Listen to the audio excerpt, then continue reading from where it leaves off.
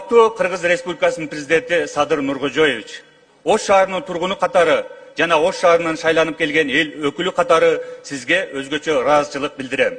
Сиздин саясий эркиңиздин, түздөн-түз көзөмөлүңүздүн жана камкордугуңуздун аркасында бүгүн Ош шаары өзгөрүүнүн, жаңылануунун жолуна түштү. Урматтуу министрлер кабинетинин төрагасынын орун басары генерал полковник Камчыбек Кыдыршаевич, сиздин мамлекеттик ишмердигиңиз жана чечкиндүү жетекчилигиңиз Ош шаарынын өнүгүүсүндө өзгөчө орун алды. Ошондой эле сиздин өкмөттүн деңгээлинде Ош шаарына болгон өзгөчө мамилеңиз үчүн ыраазычылык билдирем.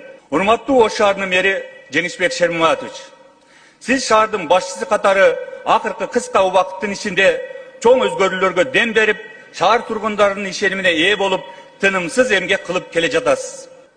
Депутат катары мен өлкө жетекчилигине, өкмөткө жана шаар бийлигине терең ыраазычылык билдирем. Биздин төрагабызга дагы ушу ыраазычылык билдирип кетет элем.